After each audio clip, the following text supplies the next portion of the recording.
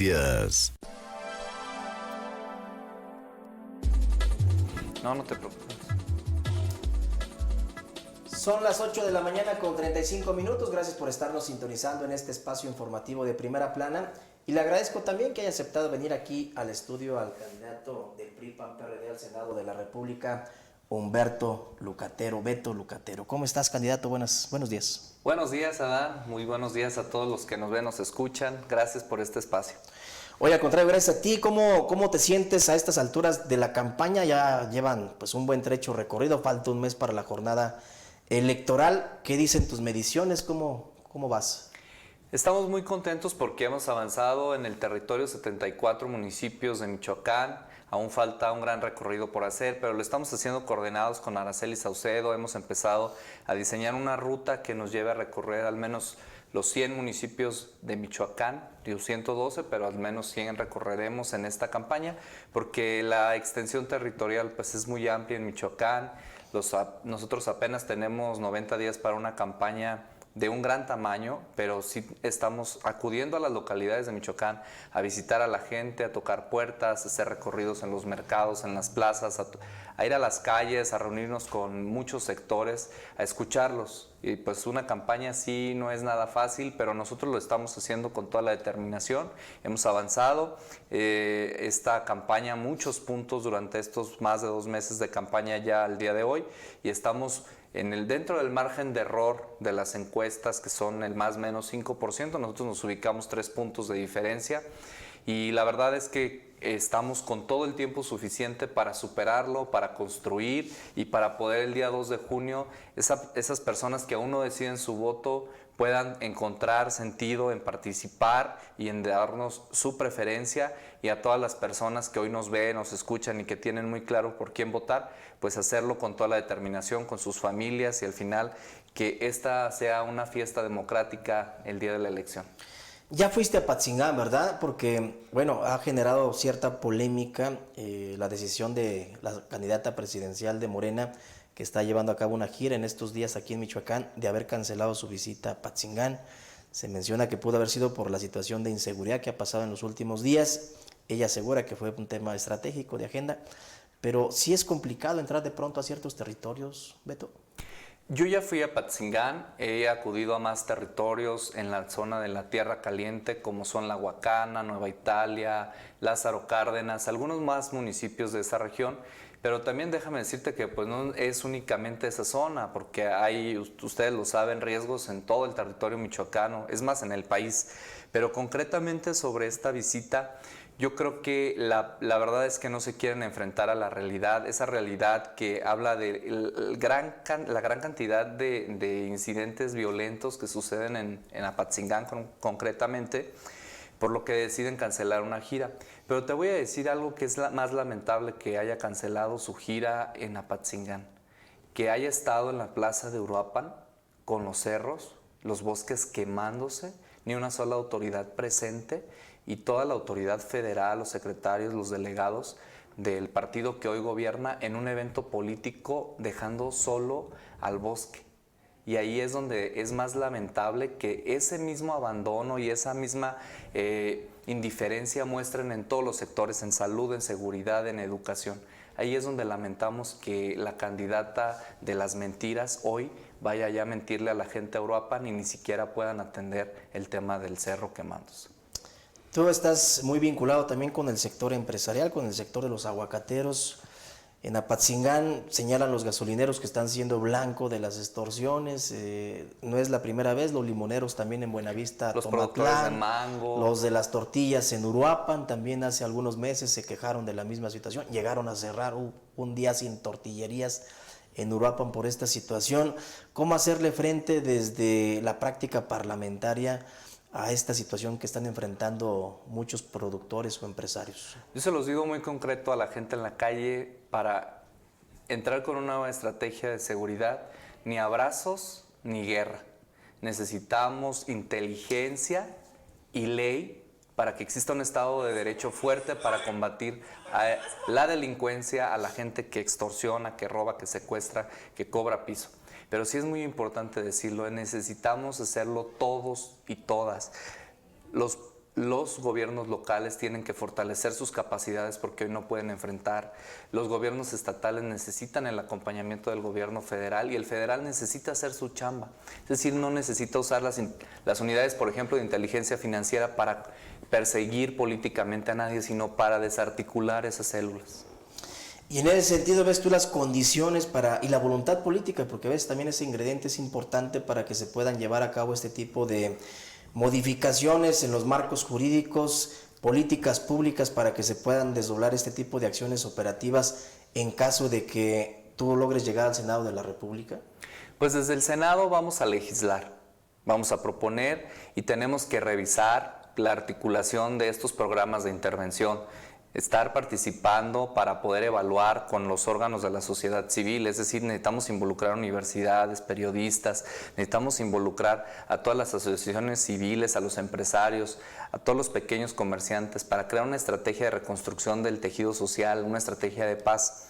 En esta construcción de una mesa de seguridad, en esta construcción de un diálogo franco entre los que queremos construir y salvar a México y defender a Michoacán, necesitamos estar unidos, tener un proyecto común y desde el Senado vamos a fortalecer la legislatura para, como te lo digo, fortalecer al primer orden de gobierno más cercano a los ciudadanos, que son los municipios, quienes menos recursos tienen. Entonces vamos a ir a la ley de coordinación fiscal para que no solo se le trasladen atribuciones a los municipios que hoy les dicen dales agua, dales drenaje, dales calles, dales alumbrado, dales seguridad, dales tránsito, dales todo, pero no te damos el dinero que los contribuyentes pagan para que puedan ustedes financiar sus programas operativos.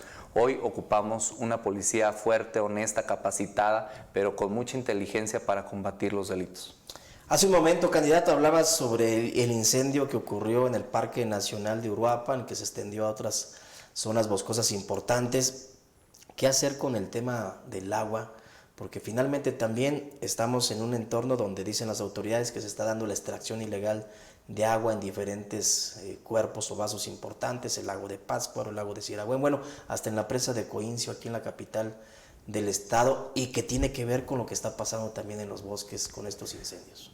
Primero, vamos a proponer un subsidio para que la energía que utilizan las plantas tratadoras, donde existen plantas tratadoras de los municipios, puedan operar, porque ese es el principal problema que lo hemos diagnosticado en el recorrido por Michoacán, que no operan por falta de recursos para la energía que requieren para hacerlo.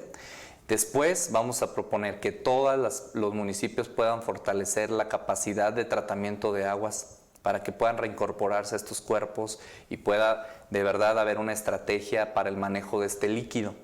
Pero es muy importante decir que también hay que invertir en infraestructura para la red, para que se desperdicie menos. La tecnificación del campo hemos dicho que ahorraría una tercera parte del agua disponible.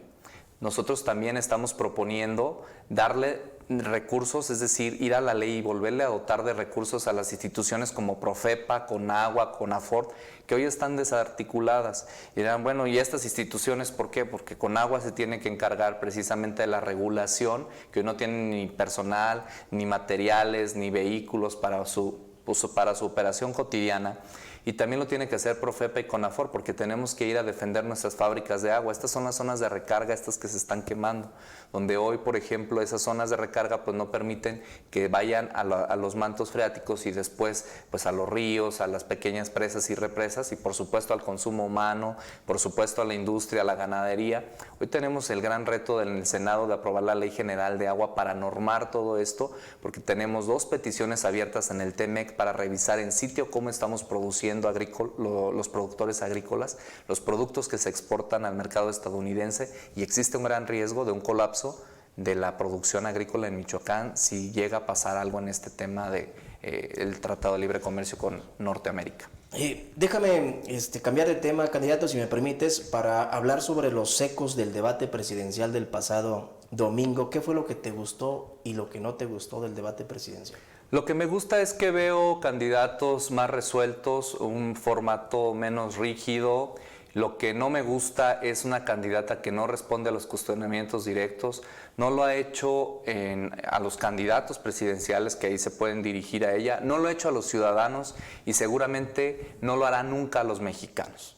Eso es lo que no nos gusta de una candidata fría, de una candidata que pues no responde al dolor de miles de mexicanos desaparecidos, al dolor de las familias que han sufrido violencia, que no responde a nada. Nosotros lo que queremos es una candidata que dé la cara, que sienta el dolor de los mexicanos, que pueda de menos buscar una estrategia para pacificar el país, que eso es urgente, pero que atienda a otros temas. Es decir, lo vimos muy claro, hay propuesta de Xóchitl, hay un proyecto y del segundo debate a esta fecha ha pasado un fenómeno importante en las encuestas, que es el crecimiento de la candidata de Xóchitl Gálvez como una opción viable para los mexicanos, donde pueda defenderse el Estado de Derecho, la seguridad para los mexicanos, reconstruir el sistema de salud, que es la principal exigencia en todas las comunidades de Michoacán.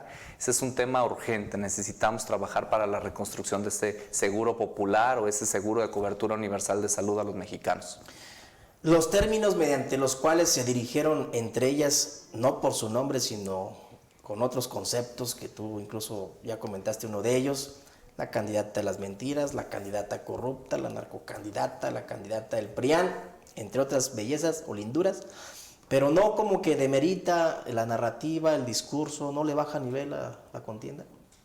Claro, digo, al final no llamar las cosas por su nombre es pues una falta de respeto para los mexicanos, para los votantes, pero es cierto que es lo que se representa, y yo lo digo con toda determinación. Donde me han dicho que somos candidatos del PRI, les digo sí, somos candidatos del PAN, del PRI y del PRD. Lo cierto en esto es que quienes dejaron esa marca en estos partidos como partidos quemados, corruptos y partidos desgastados de poder, hoy están en Morena. Eso es lo que no dicen. La gente que fue brincando de partido en partido y de cargo en cargo sin hacer nada por el campo, por los bosques, por las mujeres, por los michoacanos, están en Morena y les están pidiendo su voto. El candidato al Senado de Morena fue senador del PRD, aprobó la reforma de educación del periodo de Peña Nieto, y hoy dice que fue una reforma que lastimó a los maestros. Pues hay que preguntarle cuál es la congruencia que hay entre primero aprobar cuando estás en el PRD y vas al Pacto por México, y luego cuál es el beneficio que tuvo para tener que darle marcha atrás con Morena. Finalmente, candidato, preguntarte sobre esta encuesta que ha generado mucha polémica en las últimas horas, la de Massive Caller, que pone a Xóchitl Gálvez con Claudia Sheinbaum prácticamente en un empate técnico. Sheinbaum pues obviamente la descalificó, dice que no tiene validez, que esa casa encuestadora, incluso en 2018 le pidió a ella dinero para enderezar una encuesta, y Xóchitl Gálvez dice, cálmense, o sea, no se pongan nerviosos, si dicen que van adelante, para que reparan. ¿Tú cómo la percibes? ¿Qué papel juegan las casas encuestadoras? ¿Cómo podremos los ciudadanos digerir esa discrepancia que hay de pronto en los resultados que nos dan a conocer estos ejercicios? Yo creo primero hay hechos fundamentales. Primero, las encuestas sirven para dar luz sobre el posible resultado de una elección.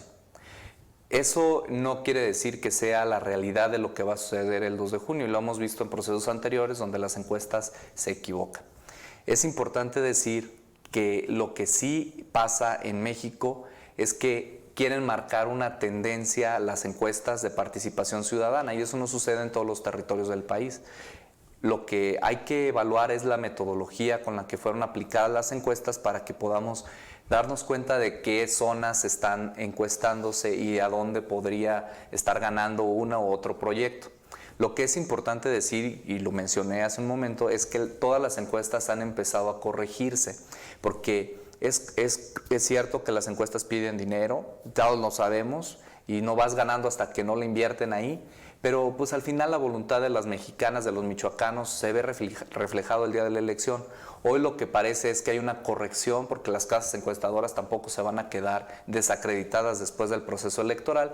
Tienen que corregir la diferencia con la que podría ganar. Es cierto que es una elección cerrada, la diferencia es la participación de los ciudadanos, de la gente que quiere defender a Michoacán, a México, de este embate directo a la democracia que nos ha costado como nación construir, a nuestros abuelos, a nuestros padres, y al final una encuesta real, pues no sabemos si es, pero el gobernador dice sí, cuando dice que él es un gobernador bien evaluado, el quinto o sexto, por Massive Caller. Entonces nosotros decimos sí, cuando la preferencia la lleva Xóchitl Gálvez en esta misma encuesta, porque bueno, son diferentes muestras, cada una de las encuestas explica muy bien su metodología y nosotros creemos justo que lo que está pasando es que la gente ya empieza a ver el proceso de Xóchitl Gálvez como una candidata que va a darle rumbo y sentido a México.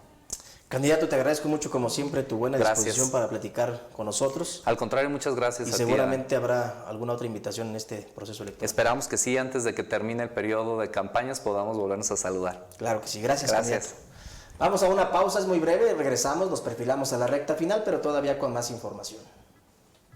Ven y festeja a mamá en el mejor lugar, el Mesón de Tatabasco.